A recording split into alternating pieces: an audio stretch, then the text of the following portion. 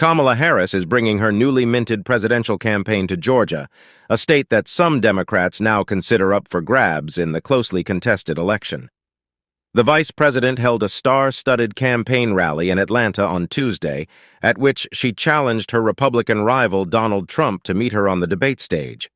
Pop star Megan Thee Stallion and rapper-singer Quavo performed, while Democratic Senator Raphael Warnock also addressed the crowd of about 10,000 people.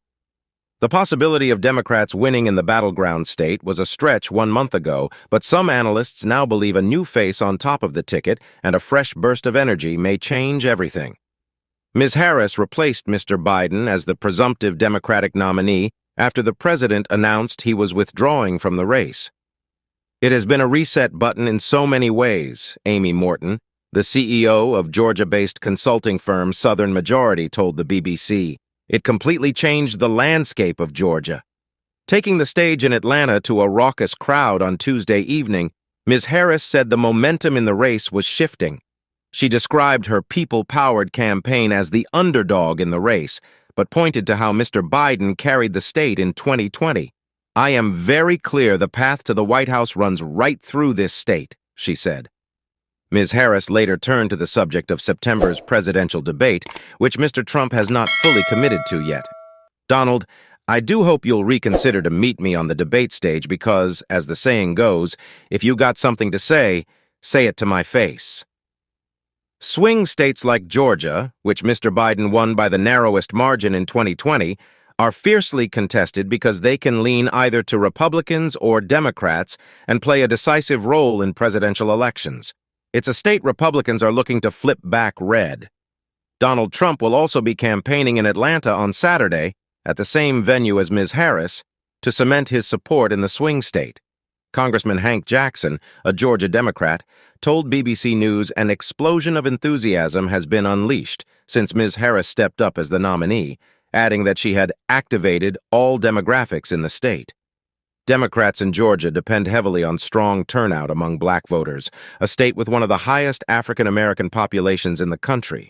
Polls were suggesting that the state was drifting away from Mr. Biden, University of Georgia professor Charles Bullock told BBC News. "The state is on Ms. Harris's watch list," he added, noting she has made more than a dozen visits.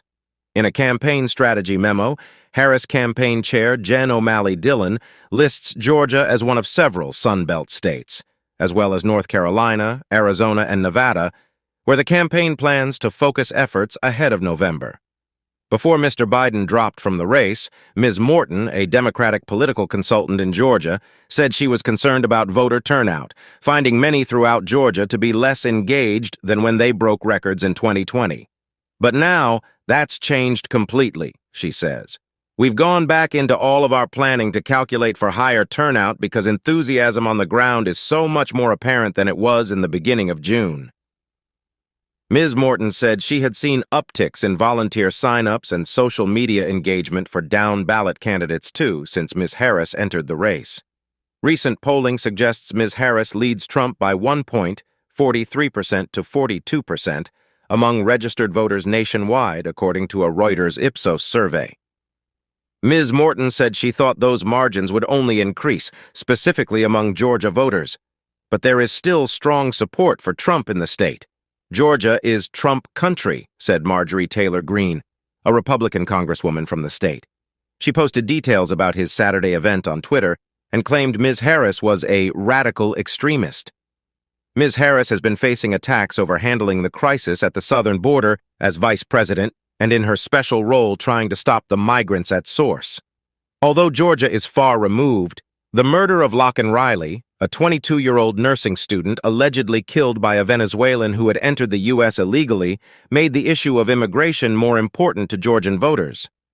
At Tuesday's rally, Ms. Harris said she would resurrect the border security bill that she said Trump helped kill and sign it into law. She also touted her experience visiting underground tunnels at the California border, and as a prosecutor taking on human traffickers, Mr. Bullock said Trump will have to be careful in his messaging to Georgian voters. His personal attacks on Ms. Harris and not on her policies could alienate women voters who found him offensive, he said. Trump's allies have attacked Ms. Harris's background, claiming she was a DEI, diversity, equity, and inclusion, hire. Kindly like, subscribe, and share your thoughts in the comments section.